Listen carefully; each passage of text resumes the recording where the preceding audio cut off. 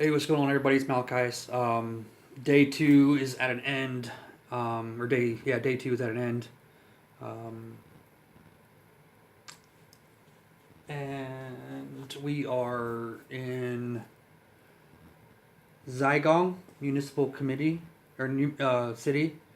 It is the city of Salt. It's a celebrity city. It is known for a lot of different things. It's about 3.5 hours south of Chengdu. Um, we were received by the deputy secretary and the vice secretary general of the city, um, and had dinner with them, and discussed business opportunities and things like that. At lunch today, we stopped at a farm, and a hotel that does agritourism that is owned by the collective that actually paid for all of the stuff that we're doing over here. And they have a 600-acre farm that is going to be broke down into sections. Two of the sections, which really reached out to me. One of them is an area that they're setting up at, like, basically a JROTC program, for kids to come in and learn how to hunt. They learn how to be part of it. Basically how team building stuff that you would do in the military, in JROTC, things like that. But they get a high school or school curriculum credit for it. Um, so it's kind of it's cool. But the other thing is that they're donating a 150-acre area to their local Chinese veterans. Um, and I got to meet with a couple of Chinese veterans today. One of them, I'm not going to say their names. One of them was what was he? He was an administration clerk in the Chinese army, and now he owns farms in like 20 countries. He's just done really well for himself. And I asked him, we got to talking. I had some time with him and shared what I was doing on my farm and what we're doing with Warfighter Gardens, um, and how we use that, to help veterans with suicide ideation and things. And it was funny because when we got to talking, he brought up the fact that veterans don't want to be bothered by the other people. Like, they just want to be left alone and just do their thing, and they usually end up all living in the same community. And I'm like, wow, it's, because it's exactly the same way we are. We prefer to just be kind of left to do our own thing. But one of the things I think that I'm learning here on this trip, the Chinese government, from what these veterans are telling me that I've talked to, and I'm hoping to talk to some more while I'm here. These guys, when they get out, the Chinese government has actually created and set up a transition department, and they go through this transition thing, and they're actually trained for a new job, or they're helped to start a business, or they're actually assisted in starting their own farms. And they're given the education and the tools that they need from the government. Plus, they get educational benefits like we get. I don't think they get as lofty. I don't think like their version of the GI Bill is as much as ours is, but they get school benefits. But they're basically set up to where it's like they're assisted in transition. I asked them what their um, homeless like homelessness for veterans was like, and the answer was that it's not. They don't even know about it. It's not existent because all veterans have places to live. The Chinese government will give them a place to live. It may not be the nicest place, but they're not homeless. Like, they're going to live somewhere. So I thought that was really cool. And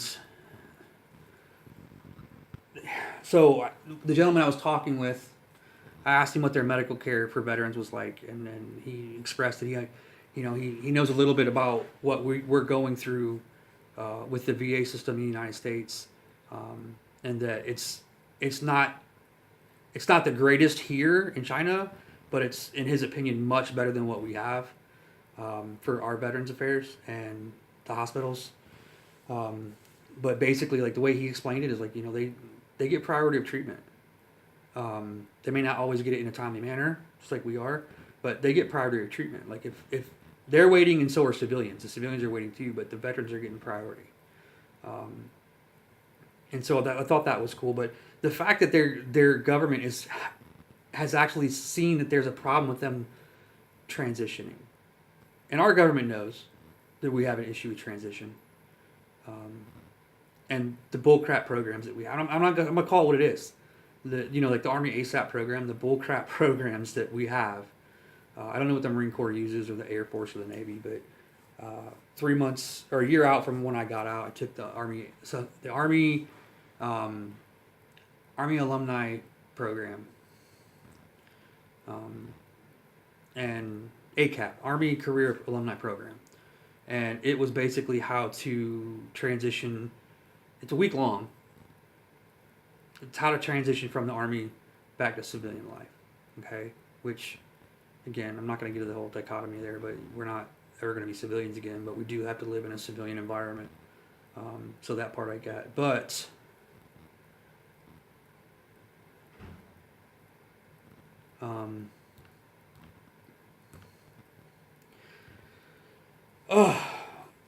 I was kind of impressed, man. I mean, like when your government steps up and says, "Hey, you know what? We have an issue here. Let's devise a program that helps our veterans transition from military life back to the civilian community." And they go out of their way to help you create your own businesses. They go out of their way to help you start your own farms. They help you. They do their best to help you get self sufficient, and then leave it up to you at that point. Ours is, it's like, hey, you're done. All right, thanks. Here you go.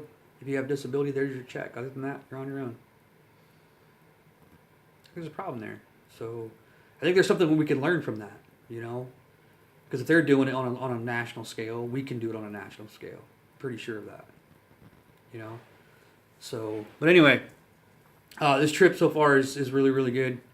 I'm meeting some great people. I'm learning some things. I get to speak here in a couple days in front of some influential people.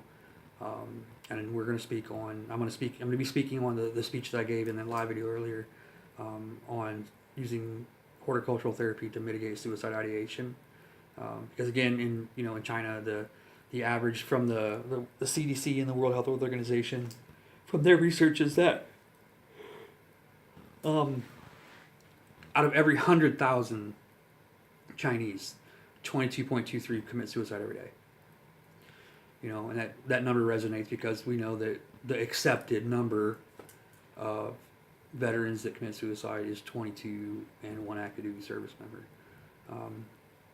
So there's a commonality there, and it's just an area that we need to look at. What are we doing as a world community? What are we doing as people to stop our veterans from committing suicide? What are we doing to stop people in general from committing suicide? Because, in some cultures, you just don't talk about your mental health. Like, you just don't do it. So, I think that's one area that we lead in, is we're not afraid to discuss it anymore. Like, it's becoming less and less taboo. So, but yeah, so I think there's some great things going on. Robbie and I just got off the phone, and I'm getting ready to head to bed. So, there's some great things coming for not just Warfighter Gardens, but also for a Warriors Garden, because we're looking at some new things to add to what we've already done. Possibly a new mini book. I'm gonna throw that teaser out there. Again, I got to thank all you guys just for loving and supporting everything that we're doing, and just being a part of this journey. Really, I need to say a couple thank yous. So I know I do this with every video. So Rumiko McCarthy is just an amazing veteran. She is doing some great things. She's an actress, a model, a veteran, a race car driver. I think the list is actually shorter of things that she doesn't do. But she is doing a fundraiser later this month. She's also going to be raising or getting toys for kids that are less fortunate, that need presents for Christmas. So I want to thank her because she's going to be helping out with Warfighter Gardens. I got to thank Carolyn Smith, who is the author of Sophie the Bionic Cat. Also a trademarker author. She is just a freaking trooper, and she lives on the West Coast. Rumiko's in San Francisco, and we're trying to set it up where Carolyn can actually go up and represent Warfighter Gardens at the fundraiser. So if anybody has any ideas on how to help us out with that, that would be awesome, because the sooner we can get her a plane ticket, we're gold. Like, her hotel room, my understanding, is taken care of.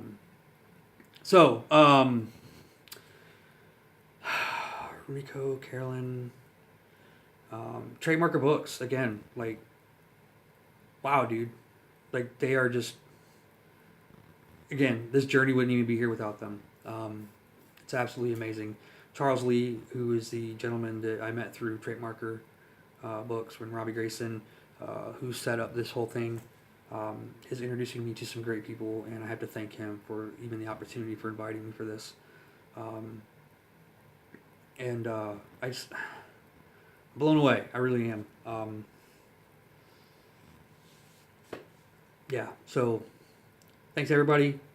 Sorry this one wasn't live. My Wi-Fi connection apparently isn't strong enough, and I tried about 4 times and it wouldn't let me. So I'm gonna upload this. I'm gonna head to bed. Make sure you're going to www.warfightergardens.org.